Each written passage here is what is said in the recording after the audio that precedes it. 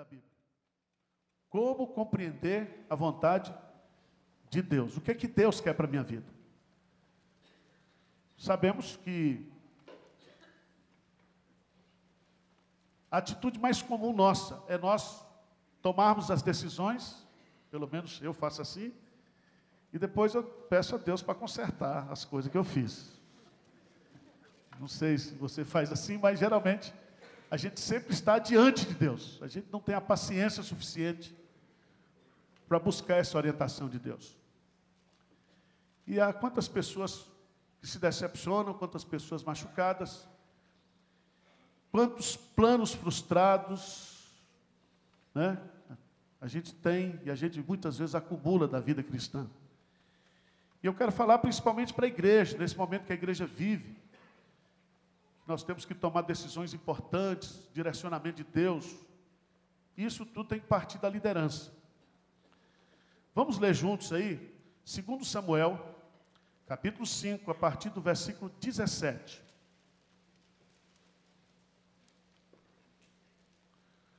Ouvindo, pois, os filisteus, que Davi fora ungido rei sobre Israel, subiram todos para prender a Davi. Ouvindo, desceu Davi à fortaleza. Mas vieram os filisteus e se estenderam pelo vale dos Refaíns. Lê comigo o versículo 19, o que diz aí? Davi consultou ao Senhor, dizendo: subirei contra os filisteus, entregar-vos-ás nas mãos? Respondeu-lhe o Senhor: sobe, porque certamente entregarei os filisteus nas tuas mãos. Então veio Davi a Baal-Perazim e os derrotou ali. E disse: rompeu o Senhor as fileiras inimigas diante de mim, como quem rompe águas.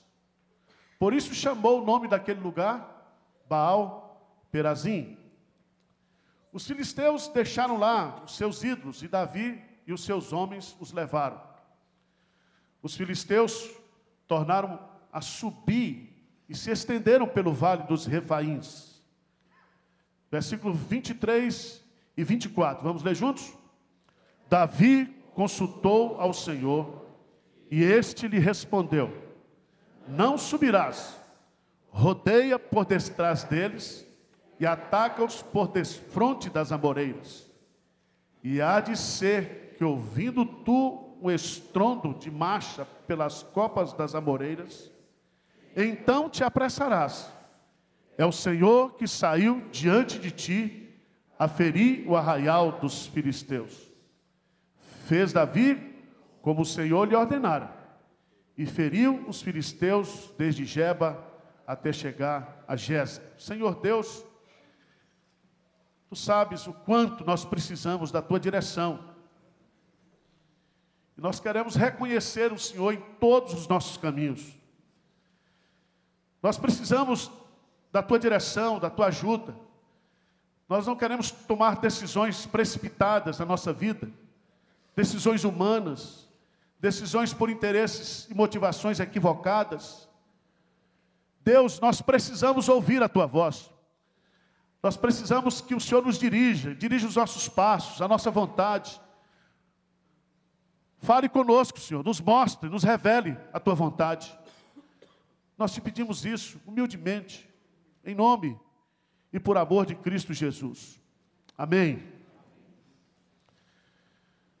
Meus amados irmãos, entendendo o plano de Deus, ou compreendendo o plano de Deus, para enfrentarmos as lutas, as batalhas da vida. Todos nós sabemos que a vida do cristão é uma guerra. O pastor Hernandes gosta sempre de dizer aqui que a vida do crente não está numa redoma. Nós não estamos num piquenique. Viver é guerrear. A vida cristã, principalmente segundo Paulo, ele a chama de o bom combate. O bom combate. Nós vivemos em guerra espiritual. E há momentos em que somos atacados e temos que defender, e há momentos em que Deus ordena que nós devemos atacar. Há momentos que Deus pede que nós avancemos. Há momentos que Deus pede que nós paremos e vejamos o quê? O seu poder, a sua manifestação. Eu queria, à luz desse texto, estabelecer alguns princípios bíblicos para a gente compreender qual é a vontade de Deus, o plano de Deus para a gente enfrentar as batalhas da vida. Abra sua Bíblia lá em 2 Samuel, capítulo 3, versículo 18. E a primeira coisa que nós precisamos compreender no plano de Deus é que Deus nos escolheu, que Deus nos separou para realizar esse plano, para realizar esse projeto. Lê comigo, por favor, 2 Samuel, capítulo 3, versículo 18. Vamos lá? Fazei-o, pois, agora, porque o Senhor falou a Davi, dizendo: por intermédio de Davi, meu servo, livrarei o meu povo das mãos dos filisteus e das mãos de todos os seus inimigos. Preste atenção que o Senhor falou para Davi: eu escolhi você para que você liberte Israel definitivamente do poder dos filisteus e da opressão dos inimigos. Então, no plano de Deus, e esse plano aqui é revelado por Deus, o plano que ele tinha era usar Davi para definitivamente pôr fim à opressão dos filisteus. Você sabe que no contexto da monarquia, os filisteus sempre foram os inimigos cruéis. Vocês sabem que durante o reinado de Davi, houve batalhas e mais batalhas constantes contra os filisteus, inclusive aquela do gigante Golias. Mas os filisteus sempre se reanimavam, os filisteus sempre se voltavam, se reamavam e vinham de encontro o povo de Deus. E a primeira coisa que eu preciso aprender será que é o plano de Deus para a minha vida isso que eu estou querendo? Será que Deus está me chamando para o ministério? Esses dois jovens que estavam aqui, nós acabamos de orar por eles. Eles precisam sair daqui na convicção de que Deus está enviando-os. Foi Deus que os separou, foi Deus que os chamou. Foi Deus que deu a condição para que eles fossem preparados. É Deus que vai levantar os recursos. É Deus que vai preparar tudo. Essa convicção é necessário que nós tenhamos o quê? Na nossa mente e no nosso coração. Abra a sua Bíblia, por favor, lá em Jó, capítulo 42. Jó, capítulo 42.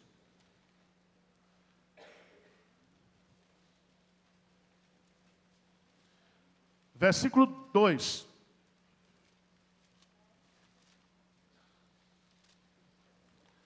Vamos ler juntos? Jó 42, 2, o que é que diz? Bem sei que tudo podes, e nenhum dos teus planos pode ser frustrado. Presta atenção que esse versículo nos ensina coisas preciosíssimas. A primeira delas é que Deus, ele é onipotente. Bem sei que tudo podes. Não há impossíveis para Deus. Deus pode tudo e na sua onipotência ele exerce a sua soberania. Mas como é que Deus exerce essa onipotência e essa soberania? E ele vai nos dar aí. E nenhum dos teus planos. Ou seja, Deus exerce a sua onipotência, a sua soberania, através de planos, de projetos, de desígnios. E Ele prepara tudo. E você tem que entender que esses planos de Deus, jamais, ou nenhum deles pode ser o quê? Frustrado. Frustrado. Jonas tentou frustrar o plano de Deus em Nínive, mas não conseguiu.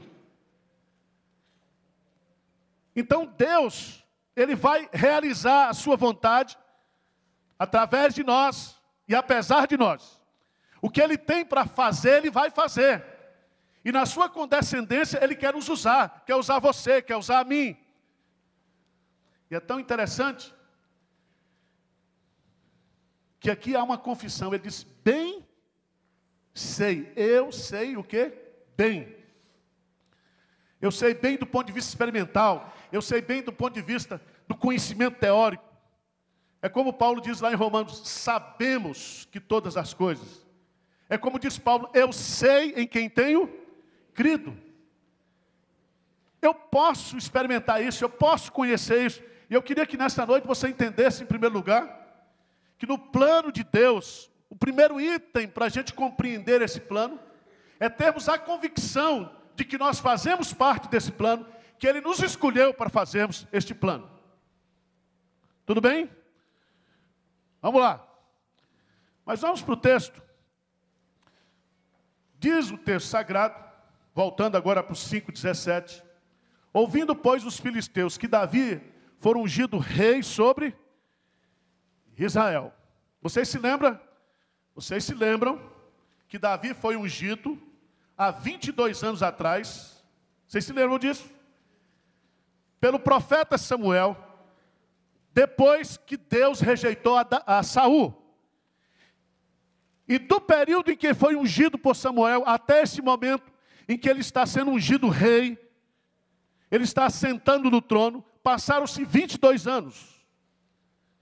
E diz o texto sagrado que subiram todos para prender a Davi, os filisteus, os inimigos. E aqui eu queria chamar a sua atenção para um fato extremamente importante. É de que o fato de nós estarmos dentro dos planos de Deus, o fato de Deus ter nos escolhido para uma missão maravilhosa, isso não significa que nós não vamos ter o quê? Problemas. Pelo contrário, os problemas virão até nós. As perseguições, as críticas, as setas do maligno, as provações. Meus amados irmãos, você tem que entender isso. É que o fato de você estar no centro da vontade de Deus, isso não significa que você tenha paz. Eu louvo a Deus por uns irmãozinhos que são bastante crentes. Né? E quando dizem, não, eu estou na vontade, porque eu estou com uma paz, eu estou numa paz. Veja o que o apóstolo Paulo diz lá em 2 Coríntios. 2 Coríntios, capítulo 7. Eu queria que você entendesse, porque Paulo foi o homem que mais procurou viver no centro da vontade de Deus, mas foi o homem que mais sofreu. 2 Coríntios, capítulo 7, versículo 5. 2 Coríntios, capítulo 7. Porque chegando nós, o que há? Macedônia. Quem foi que disse que Paulo tinha que ir para Macedônia? Hein? Foi Deus. Deus diz, passa a Macedônia e ajuda. E concluindo Paulo que Deus o havia chamado para Macedônia, ele foi para Macedônia. Agora lê comigo aí, versículo 5. O que é que diz aí? Porque chegando nós a Macedônia, nenhum alívio o quê? Pelo contrário, em tudo fomos atribulados. Lutas por fora, temores por dentro. Então veja bem que o negócio aqui, o bicho pega. Ele vai para lá, certo que está dentro da vontade de Deus. É provação, é doença, é problema. Paulo é atacado por fora, ele é atacado por dentro, por sentimentos de depressão, de tristeza, de amargura, e ele está no centro da vontade de Deus. Ele diz aí, porém Deus que conforta os abatidos, nos consolou com a chegada o quê? De Tito. E é tão bonito porque nesses momentos assim, Deus sempre coloca pessoas para nos encorajar, para nos animar. Apesar de todas as aflições, de todas as lutas, Deus está conosco. Então, voltando para o texto de Samuel, o primeiro princípio que nós aprendemos nesse texto aqui, é de que para enfrentarmos, ou para nós realizarmos o projeto de Deus, nós temos que ter consciência de que Deus nos escolheu para fazer isso. Segundo, é que ao fazermos isso, ou ao sermos escolhidos para isso, nós seremos atacados, nós seremos perseguidos, nós seremos caluniados. Esse processo se dá no meio da luta, da crise. Mas em terceiro lugar, nós precisamos ter convicção de que Deus nos chamou.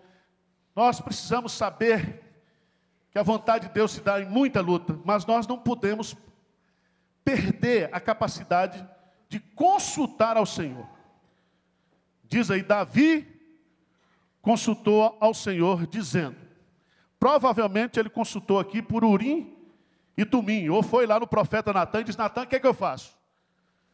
Porque no sistema de Israel, de governo de Israel, o profeta, ele era um assistente do rei. Era uma teocracia. E Davi então consulta a Deus, consulta ao Senhor. E diz assim, consultou o Senhor dizendo, subirei contra os filisteus, entregarmos-á nas mãos. E aí diz assim, respondeu-lhe o Senhor, sobe, porque certamente entregarei os filisteus, o quê? Nas tuas mãos. Preste atenção, irmãos. Para nós compreendermos e realizarmos o projeto de Deus, nós precisamos ter uma vida de consulta a Deus. Vamos pegar aqui, não precisa você falar muito não, só pensa aí nas coisas que você fez esse ano, esse mês, essa semana. Você fez sem consultar a Deus e deu errado. Abre o confessionário aí, quem fez isso? Pode levantar mesmo, não tem vergonha não. Deus está vendo. Quantas coisas a gente faz sem consultar ao Senhor e depois a gente pede a Deus para consertar. São casamentos, são empreendimentos, são negócios, são decisões que a gente toma sem consultar o Senhor.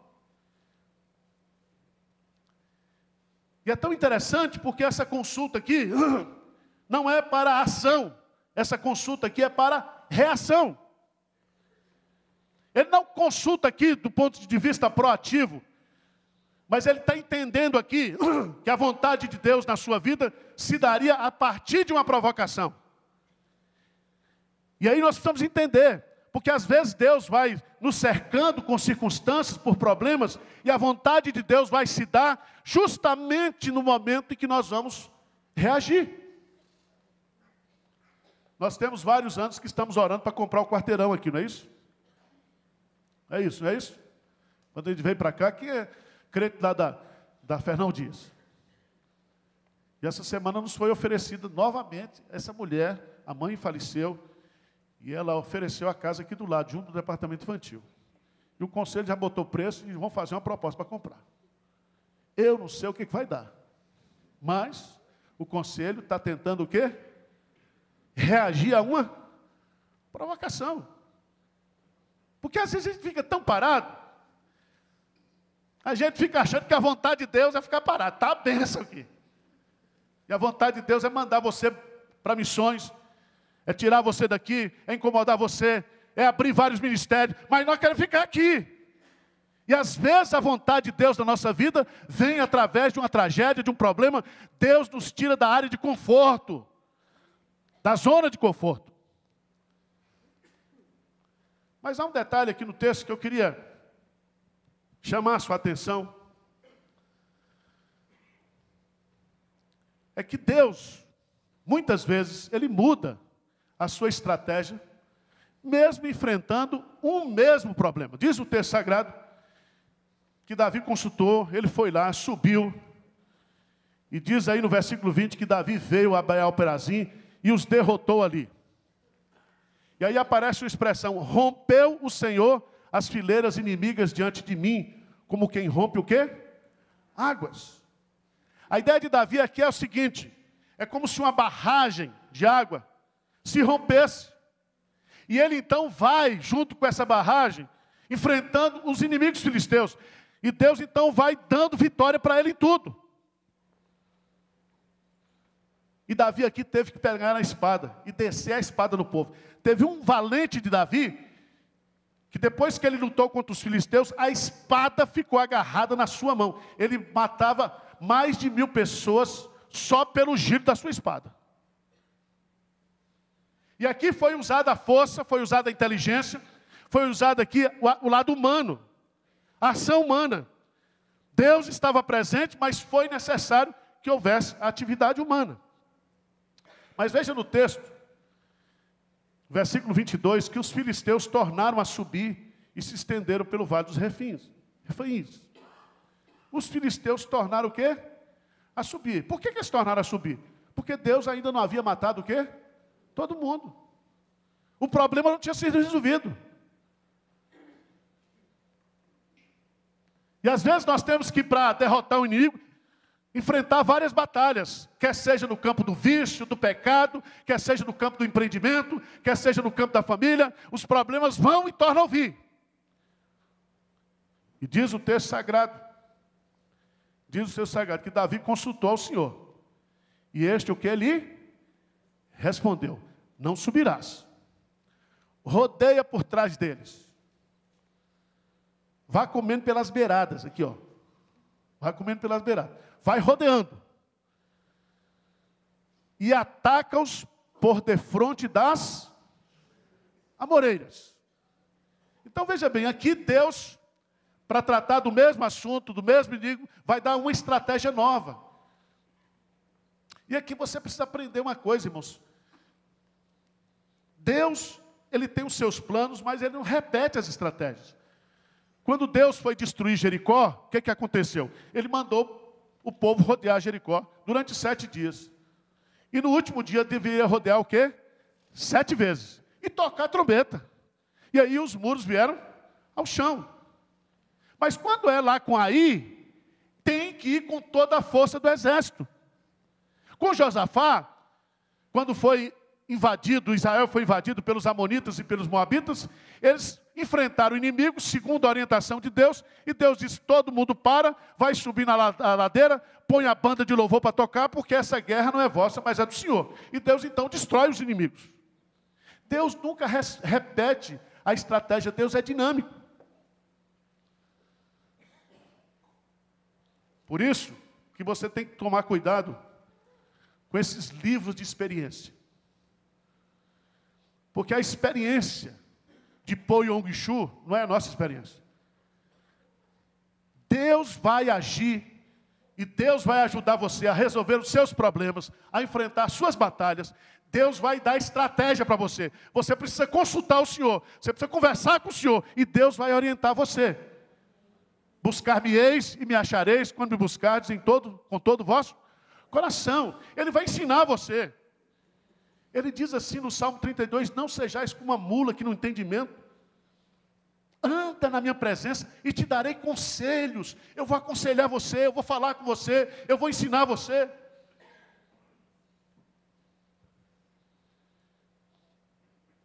Mas o que eu acho interessante desse texto, irmãos, é que também Deus, na sua estratégia, Ele dá estratégia e Ele dá o tempo para você agir.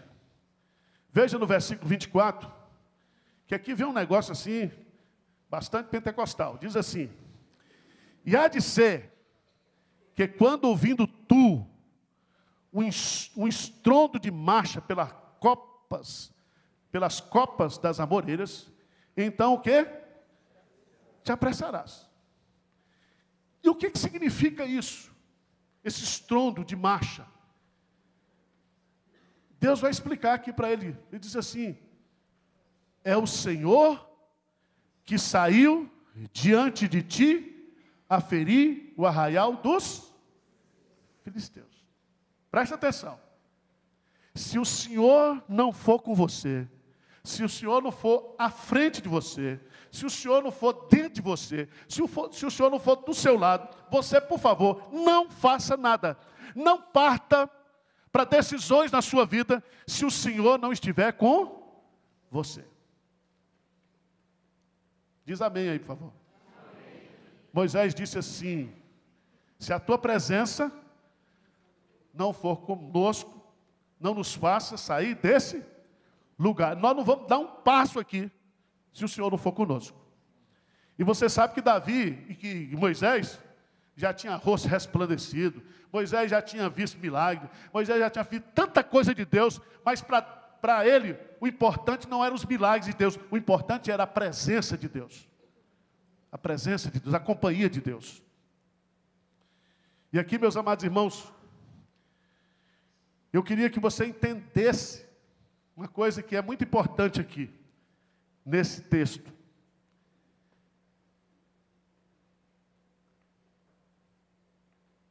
É o Senhor que saiu diante de ti a ferir o arraial dos filisteus. Nos planos de Deus, e para eu compreender o que Deus quer para a minha vida, eu tenho que entender que é Deus quem vai o quê? Fazer. É Deus que está agindo. É Deus que está por trás de tudo. É Deus que está acima de tudo.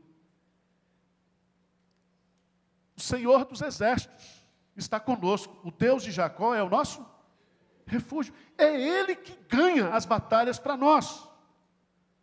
Ainda que eu pegue na espada, ainda que eu enfrente o inimigo, ainda que eu busque os recursos, ainda que eu consulte ao Senhor, ainda que eu faça tudo que Ele mandou eu fazer, a vitória vem do Senhor. E é tão bonito isso, que diz assim: fez Davi como o Senhor lhe ordenara. E feriu os filisteus, desde Geba até chegar em Gézer. E diz o texto sagrado, você vai ver mais adiante, que o plano de Deus na vida de Davi se concretiza, pondo em fim aquela perseguição e aquele problema que ele tinha com os filisteus. Então Deus cumpriu plenamente o projeto que ele tinha na vida de Davi.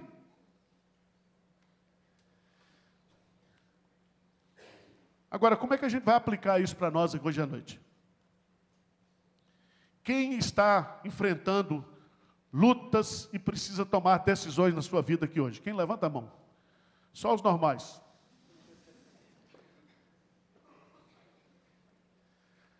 Primeira coisa que você precisa entender, compreender, é se isso que você tem que decidir é plano de Deus para a sua vida.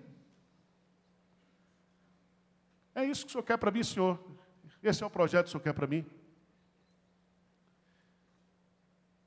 Entenda que mesmo sendo o projeto de Deus para a sua vida, esse projeto de Deus vai se dar em meio a muita luta, a muita tribulação, a muita aflição. E você vai precisar do consolo de Deus, e você vai precisar do encorajamento de pessoas, para que esse plano se concretize na sua vida.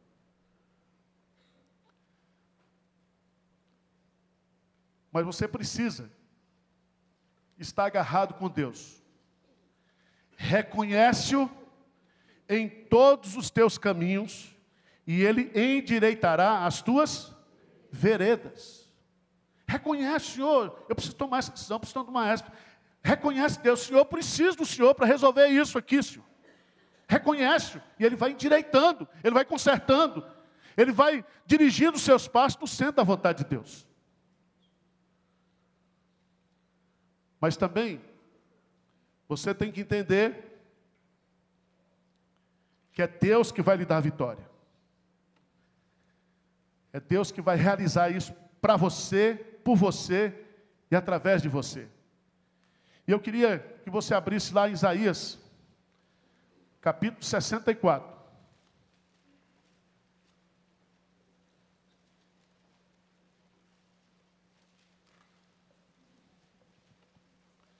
Versículo 4. Isaías 64, versículo 4. O que diz aí? Porque desde a antiguidade não se ouviu, nem com ouvidos se percebeu, nem com os olhos se viu, Deus além de ti, que trabalha para aquele. Nós não trabalhamos para Deus. Deus é que trabalha para nós, por nós. Deus não é servido por mãos humanas. Deus se serve das mãos humanas. Por isso que no Salmo, na oração que Isaías faz, ele vai concluir dizendo, 64, versículo 8, mas agora, ó Senhor, 64, 8, o que diz aí?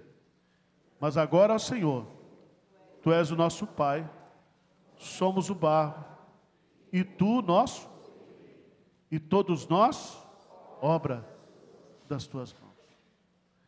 Deus não somente trabalha para nós, mas Deus também trabalha em nós. Ele nos molda, Ele nos quebra, Ele nos refaz. E talvez você esteja hoje à noite aqui, tão triste porque coisas não deram certo na sua vida. Empreendimentos, projetos. E nós como igreja, nesse momento que estamos vivendo, precisamos como igreja ter consciência disso também. O que é que Deus quer para nós? O que é que Deus tem para nós? Reconhecer Deus, buscá-lo, consultá-lo, para que a vontade de Deus se cumpra na nossa vida. Amém?